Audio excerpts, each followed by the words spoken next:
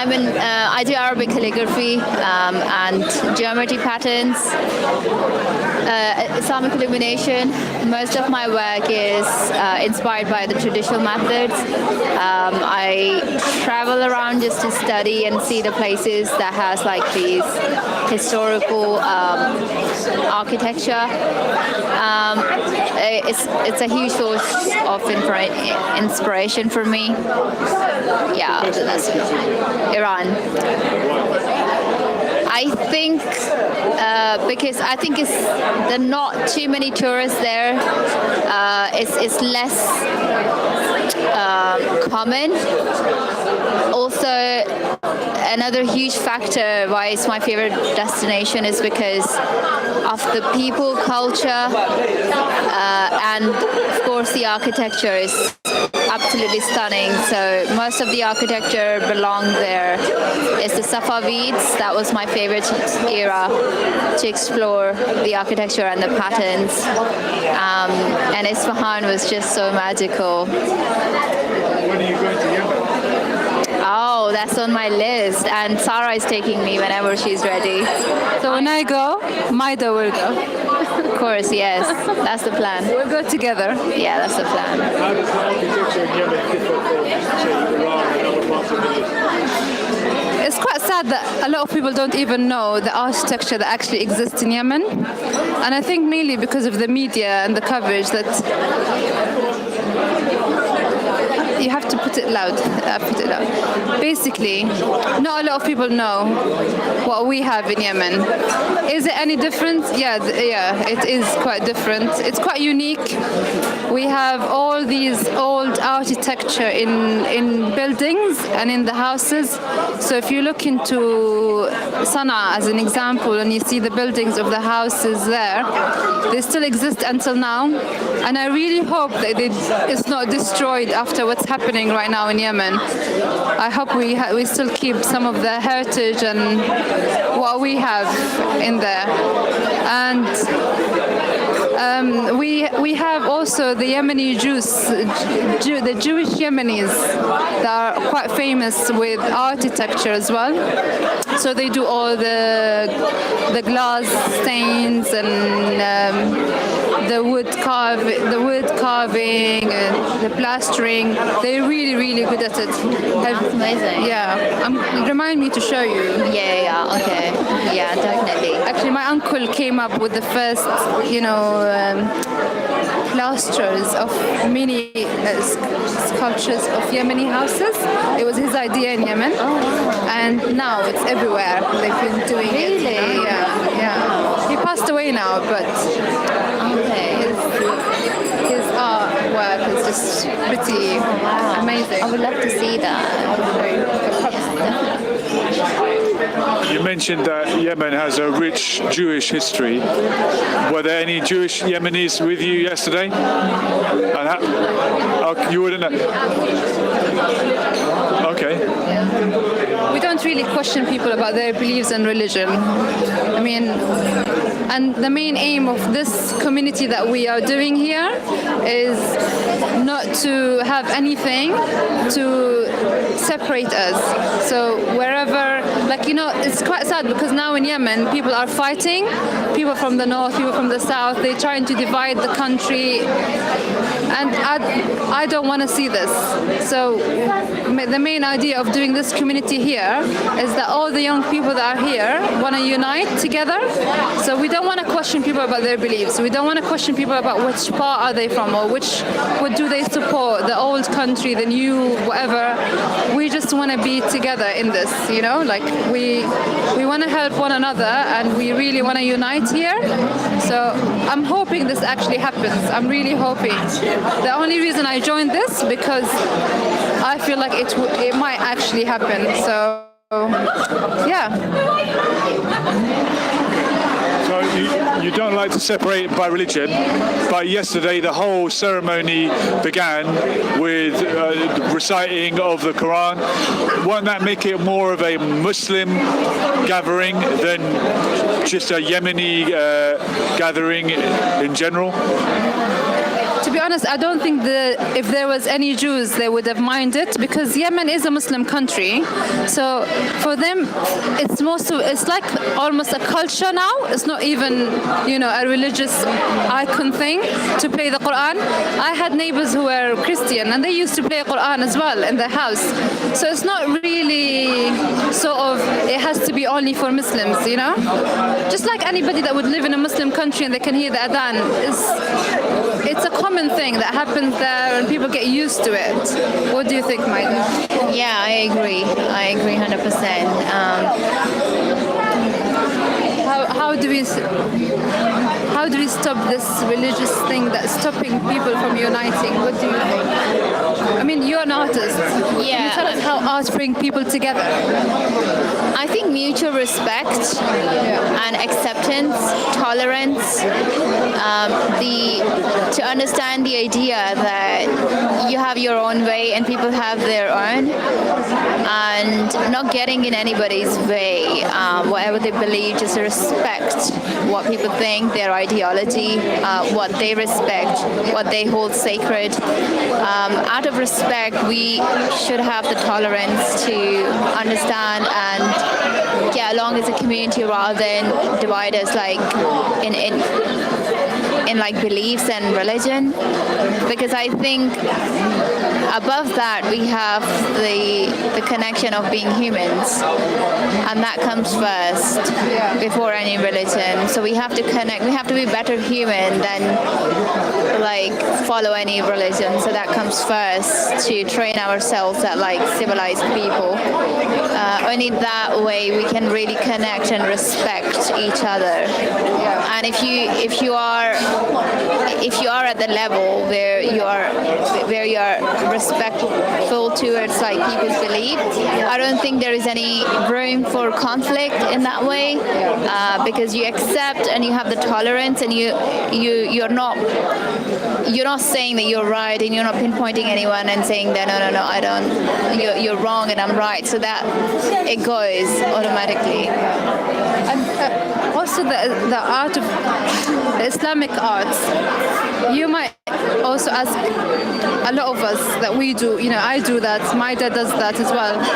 And I don't know if you have noticed or not, we have a lot of people that are not Muslims that are doing this type of art. So it's not really a Muslim thing anymore, isn't it? Art, no matter which era, which religion, which people it belongs to, I think it's open for everyone. Art is not,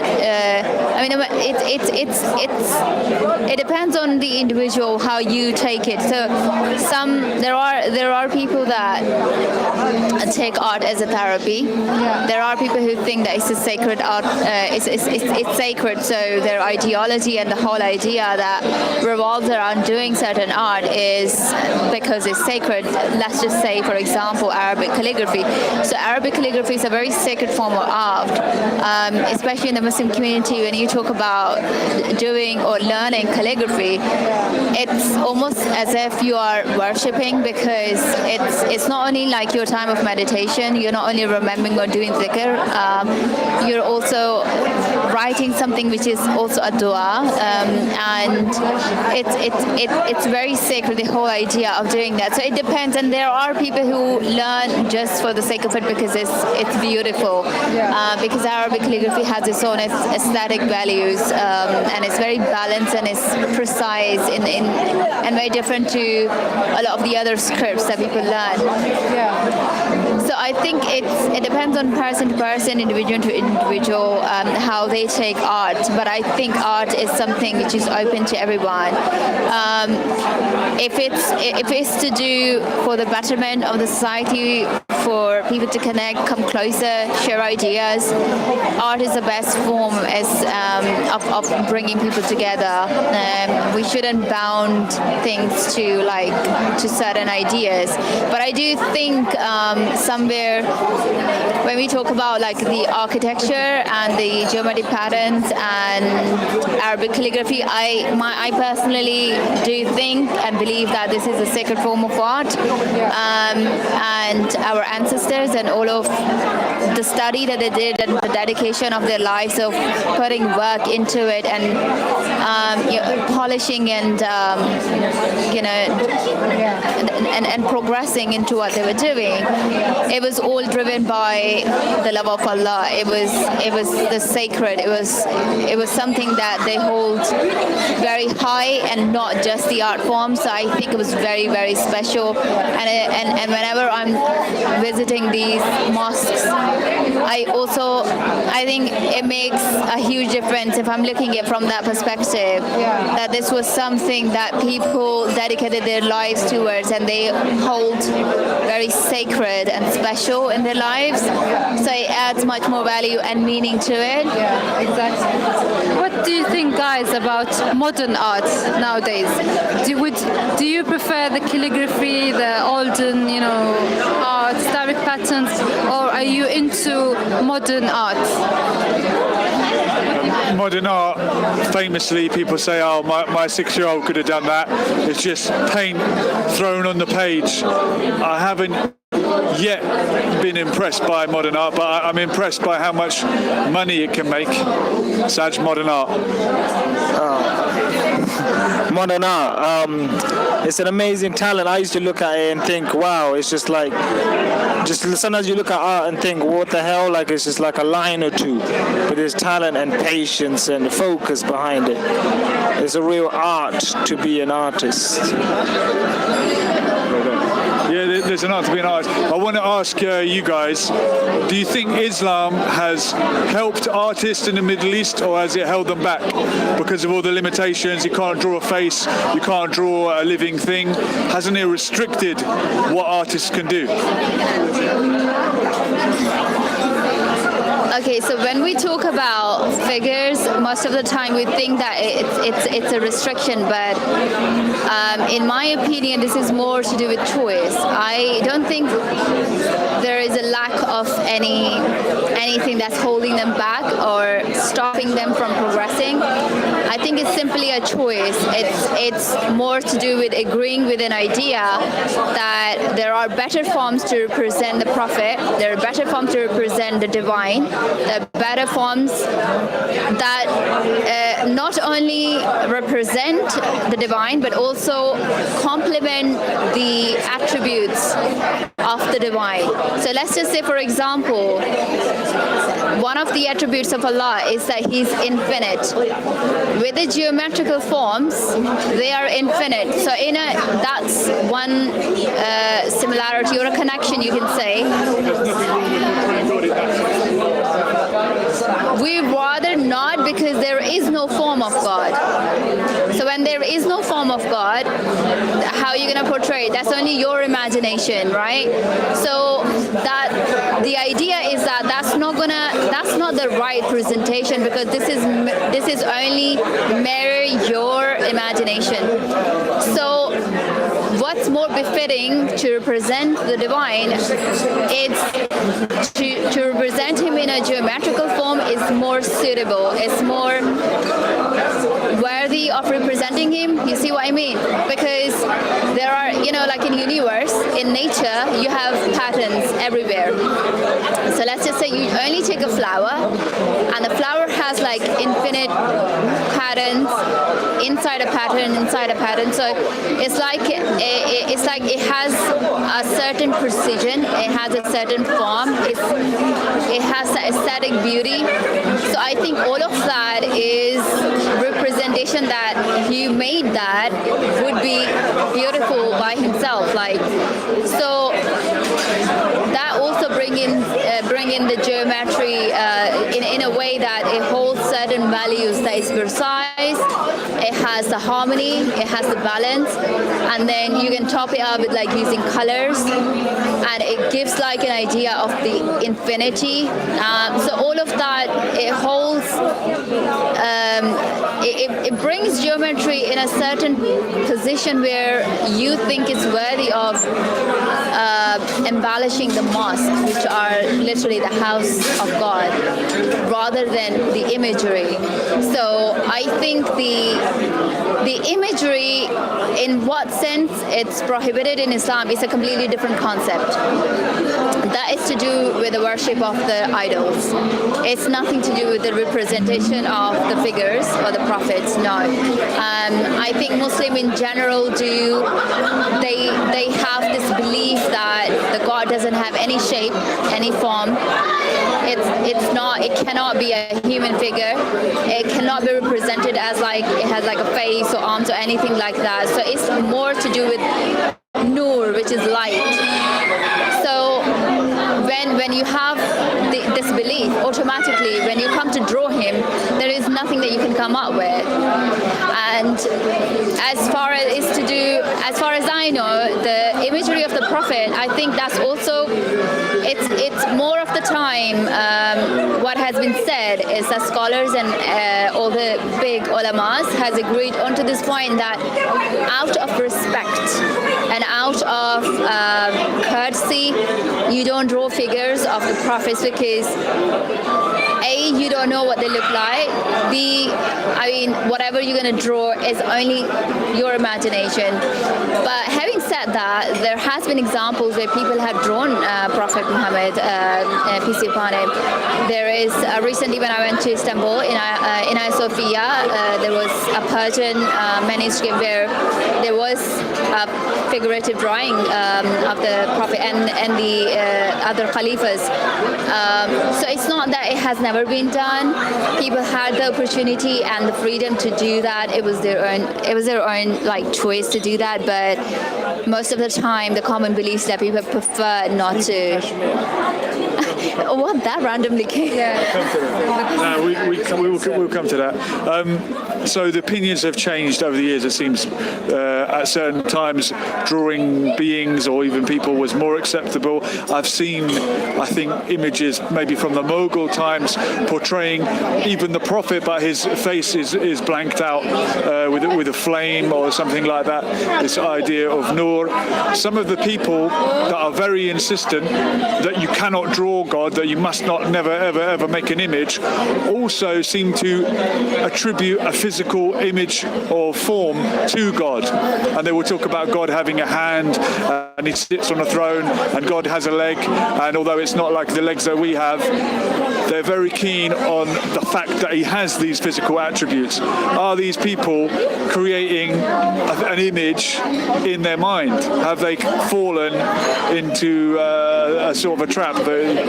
It's called sort of counterintuitive. And also, what would you say to people like the Roman Catholics who have a lot of images in their place of worship, pictures of Jesus, pictures of Mary, and they say we're not worshipping the image, we are using it to remind us. Like people might use beads for zikr, some people aren't even keen on that.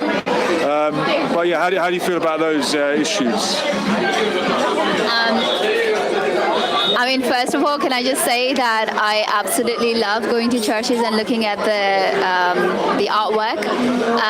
Art for me is an expression. No matter, I don't. Categorize it as if like no, I'm not gonna look into it because it's Western. It belongs to church. No, art is art. When I went to Istanbul, like there was a Kora museum on the European side. It's close to what we see in Hagia Sophia, like those mosaic tiles. And I mean, in Hagia Sophia, we only have like a small portion of where we can see these mosaic tiles, and which were kept. Like that's another beautiful example of keeping the heritage from. Yeah. So the Christian relics and the Muslim writing at the same time. In Hagia Sophia, yes, because they when they took over, you can see like how they changed the main hall and put the calligraphy panels, but they also kept the part which was done in mosaic tiles, and it represented Maryam alayhi salam and Isa alayhi salam, and also like there is another mosaic painting which is to do with king, and he's like distributing something, if I'm correct. So that has been kept in Hagia Sophia from that time when Muslim took over. So that's another beautiful example of like keeping, because that was a place of worship at that time. It's a museum now, but back in time it was converted into a mosque. But to have those figures in there, that was out of respect, because we don't have anything against that. I think that's something very intriguing for me to see, because it's history and I love history. But I would mention the Korah Museum, because Korah Museum is a small museum. It was a church before, but that has the most beautiful, I think that's the only place that has the most beautiful, well-kept examples of mosaic imagery, and it's all the story of the Prophet Isa Islam and the Maryam Islam, and all the figures revolved around that story, and I think it's beautiful. I have no place to say that it's wrong. No, because first of all, that's their way of worship. Okay, and before I was saying to Sarah that the only way for us as humans is to accept, and the acceptance comes first with the idea that you respect what other people believe, their beliefs. And I think when we talk about like the religious places in terms of art, they think that's the best way for them to connect with their God. It's a beautiful thing because it's peaceful. They're connecting, they're worshipping. And I hold, or generally Muslims, I've never come across in my life with anybody or any individual who was against that I'm not going to enter a church because there are images there. No. I mean, it's more to just visit and see the beauty of it, and the inspiration and the idea, and to explore the history, that how people practiced it and what they thought about like different issues. And it's beautiful. It's like you travel through time to see what people were used to believe and how it has evolved. I have forgotten your other question. There was something else. So have I. I've got another one anyway. Okay, yeah, sure. Don't worry, I'll remember the other question in a minute. But my other question would be, thank you very much. Thank you. So from what I understand of Islam, the teachings around war and when you conquer a place is that you should not destroy any place of worship. Now, the Hagia Sophia was originally a church. It was then turned into a mosque. It's now just a museum. It's not a place of worship at all. But how do you feel about it being turned from a church into a mosque if Islam kind of suggests you shouldn't do that? I think it is to do more about like destroying.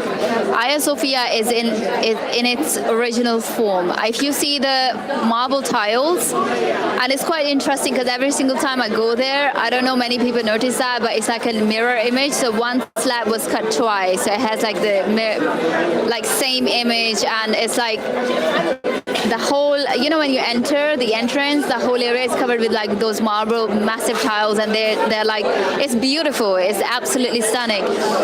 Everything is kept the way it is. Nothing is destroyed. I think the only thing I can add is like things were added. And if you are going to turn a place into a mosque, I think you would add like those panels are added, but I do not agree with the idea that it was destroyed because it's not. It's to this day it's how it was, and it's been preserved. Even like the artwork from that time has been preserved as best as they could. Even like they're renovating the Islamic renovations that they did. They recently are just doing all the renovation inside. So I think it's the other way around, where they kept the whole structure rather than destroying it. Also kept the imagery, which is like. It's been revealed now. Yeah. But it was not been whitewashed. It was not been taken off. That was a put you on the spot question. My interpretation is, if I read what Islam says, I think it's wrong to turn a church into a mosque. As beautiful as it may have been, I don't want to blame you. I'm not saying you as a Muslim are responsible for that. For me, I believe that was something wrong from the past. And I think when the Muslims arrived in Palestine and the Christians asked Umar, pray in our church, I think it was the Church of the Holy Sepulchre, he said, I don't want to, in case later on people turn it into a mosque. And he didn't, and he prayed outside, and they made a mosque outside. I think that's a better example of how religions can live together. There's a lot that I like about the Ottoman Empire. There's a lot I don't like, and I think turning a church into a mosque, whether you preserve it or not, it's easy to say this hundreds of years later when we've learned so much more. I think it goes.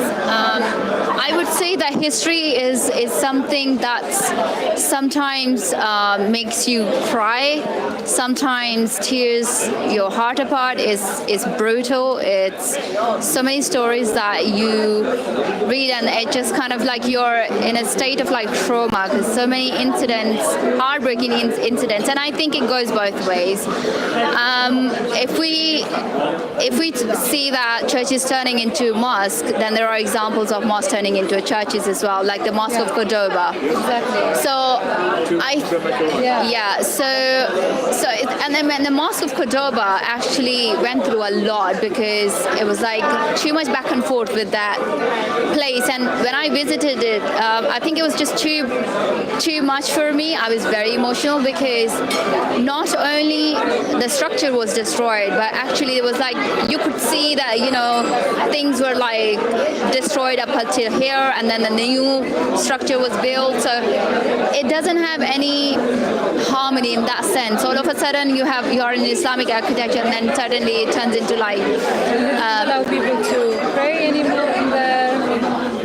So I think I think rather than, in my opinion, rather than just judging what happened, what Muslim did and what Christian did, because back in that time, it was a different time. It was a different kind of approaches than everybody thought it was the best way to go forward. Like eliminating all the Spanish Muslims. They thought that was the best way, even though it was very cruel and brutal way. But things happened. We can only learn from it. So I think if we only look back and see that, okay, churches were turned into mosques and mosques were turned into churches, we can only say now that this is wrong. But I think the way to move forward and to be at peace with the idea is to, what did we learn from it? To have the mutual respect. So I think we can implement that now in this day and age, and only just learn from the history. We leave mosques as mosques, and we leave churches as churches, and if we want to build anything new, we just go build a new building. We shouldn't really destroy anything, whether it was a mosque or a church or anything else, any piece of worship. Yeah, I just want to add one point here, is that both places hold one meaning. And the meaning is a mutual meaning. You are worshipping what? God. Yeah. So whether it's church or it's a mosque, the purpose is the same. You're worshipping God. Whether it's a church, it's a house of God. Whether it's a mosque, it's a house of God. So we share that mutual connection. I think we should hold onto this idea more than anything else, just to connect better with the other community members, and just take it as if, like, even if I go to a church, I can still pray, because it's a house of God. I mean, I'm gonna pray my way. You might come into a mosque and pray your way, but at the end of the day, it's a house of God, and it shares the same purpose. I just remembered my question. I'll make it my last question. The Christians who have pictures of Mary and Jesus, and they say, I'm just using it to help me concentrate on prayer. Are they making a mistake, or is that just a different way of remembering God? again, like I would say, in my opinion, if that is helping you to pray better, then it's a good thing for you. I might not feel the same way. I might think it's a distraction, but that depends on individual to individual again. But if somebody thinks that I feel better connected in a church with all these portraits around me, I mean, that's really good, because at the end of the day, the purpose of it's good, it's positive. They're gaining peace out of it. They're gaining comfort out of it. So it's a good thing. And if I don't agree with the idea, I can go and pray somewhere there are no portraits, because I mean, there is no restriction, you know. You're free to pray where you feel comfortable. Likewise, I'm free to pray where I'm comfortable. Just even within the Muslims, there's mosques where they have so many designs and artwork, and some people don't like it. They feel like they get distracted. Where I enjoy it, you know. I personally, when I went to Istanbul, I really enjoyed all this calligraphy, and I admired it. And when it was the time for the prayer, it never really distracted me as an individual. Where some people say no, the mosques should be just a plain place, you know, no more artwork in it, and just keep it simple. So I guess it's an individual thing, and I think, but then the government sometimes have an effect into that. And sadly, what's happening now, it's all politics. It's not even religious anymore. It's not even religion anymore. You know, everything out there, it's ruled by rulers, you know, like the religions are not there for, I think the only people that are left with. That's actually a really good point, because if you look back, most of the time the churches, mosques, tombs, they were built mainly to show how much you're capable of, as how powerful you are. I think that was just a thing back in the day where that was just one mean to show. But then again, I think that was the case, but that wasn't the case. Yes, in a way you are showing how much you're capable of, but at the same time you're all of that show is benefiting your society or your community, because if you look at the Süleymaniye Mosque in Istanbul, it had a hospital, it had a caravanserai, a guest house, it had like a library, it has a school, it had like a kitchen, library. So much for the mosque at library. that time. I mean, like, even though it was grand, it was for the Sultan, but at the end of the day, it benefited the community. So it goes both ways. Nowadays, the mosque is not what the mosque was before, you know. The mosque was a place for people to sit down. The mosque was a place for people to study together. All these has changed now, and people are just avoiding going to the mosque. I myself avoid to go to most of mosques now because of the certain people that has to rule the mosque, certain shuyukh or certain madhab, that is just dividing people, you know. Like, a place of worship should be a place of worship. It should be a place where you feel most, you know, respected, peaceful, and no matter what race or faith you are, this should be a welcoming place, you know. And if I would probably want to say today that you giving us this chance and a platform for us to talk about this, I want to say Lessons for Life. Thank you so much, because you are so open-minded about different religions, different beliefs, different backgrounds, and I respect that about you. And I want to say to everybody out there watching us, let's not get the religion and politics divide us anymore. Let's unite together. I would agree with Sarah, and I would like to say thank you to you. So thank you for giving us the opportunity to speak. Thank you. We're getting agreement in the chat, and Cherry Harut described you as very level-headed. That's you, Maaida, not you, Sarah. But we're all on the same page here. Look, unless anyone else has anything to add. Sajgoi, any questions? Modine is now temporarily married for 1 year. There's the latest update from the saga of Speaker's Corner. Well, this has been Lessons for Life. Thank you very much. The open-minded channel of the year. We'll do it all again soon in a different time, in a different place. Thank you very much to Dardasha. Don't forget to subscribe also to Dardasha. And we'll do it all again soon. We were here and we're gone. Laters.